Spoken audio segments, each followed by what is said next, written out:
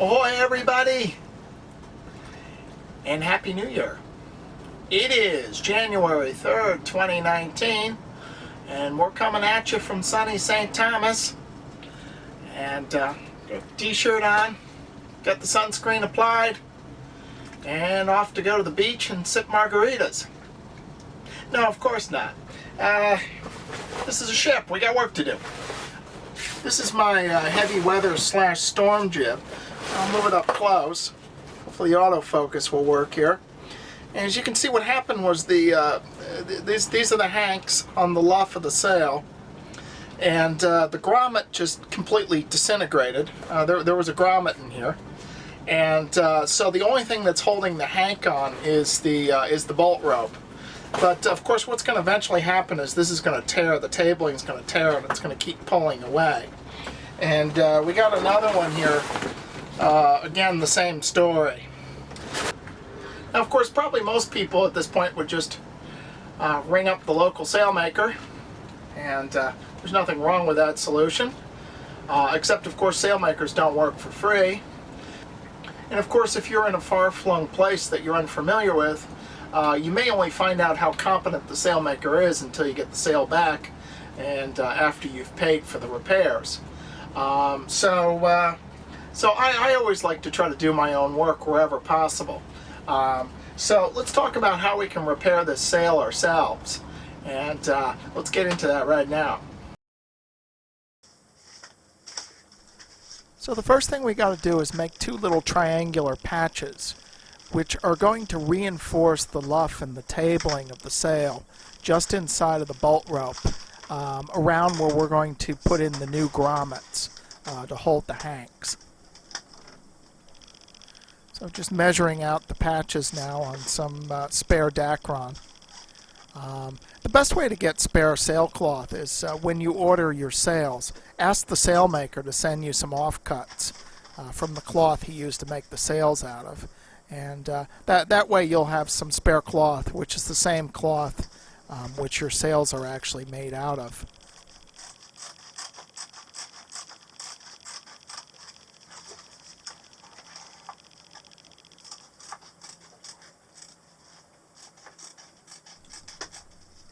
So just cutting out the first patch there.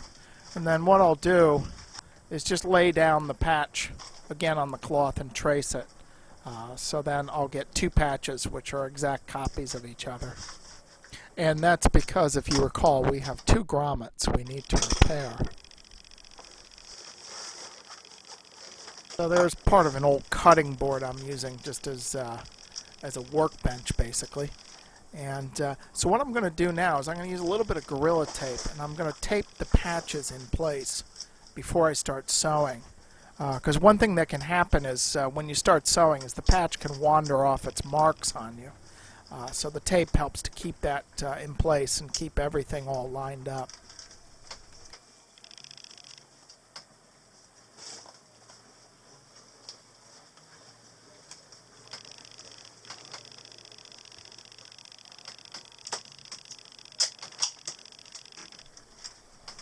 So now we're going to begin sewing, and I still use palm and needle. I know there are other ways, and some people own Sailrite sewing machines and so forth, but I still use palm and needle. And if you notice the technique here, so what you want to do is you go down through the sailcloth just outside of the patch, and then essentially fold the sail and come back up through both the sail and the patch. And that will sew the patch to the sail.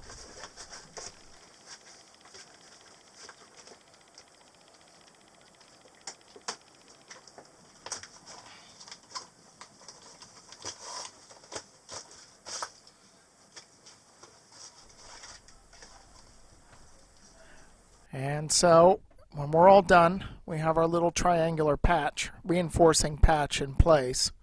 And now we're ready to move on to making the new grommet.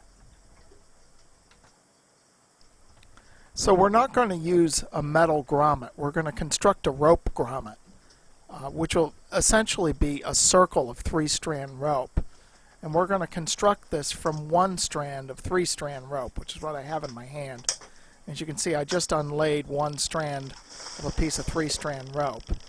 And then I'm going to make a circle of 3-strand rope out of that.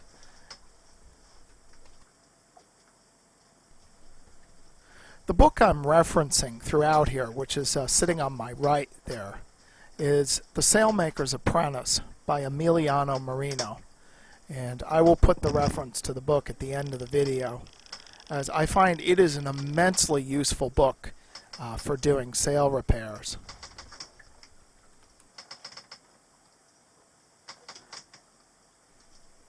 So we're continuing to construct our rope grommet here. And we just went around, so right now I'm working on constructing 2-strand rope, so we're going around a second time, and then finally we'll go around the third time, so we have 3-strand, and we will finish it off with an overhand knot and then tuck the ends into the rope just to secure them.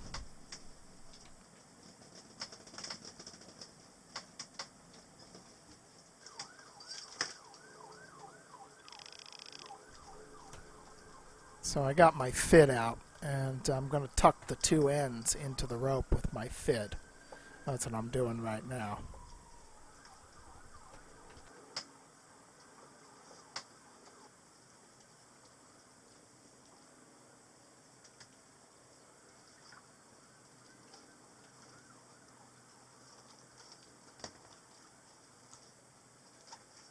And when we're finished, we get something that looks like that. And then all we have to do is trim those ends, and since it's synthetic rope, burn it with a cigarette lighter to keep it from unraveling, and we have our rope grommet.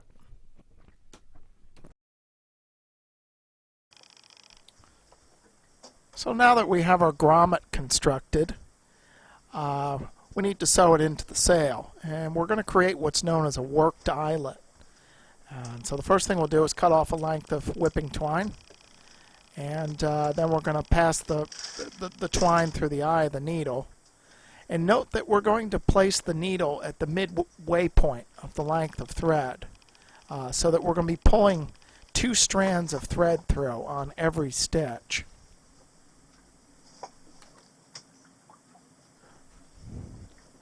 And actually, before I sew the grommet in, I'm going to put a few stitches through just the grommet itself to make sure it doesn't, as extra insurance that the grommet doesn't come undone.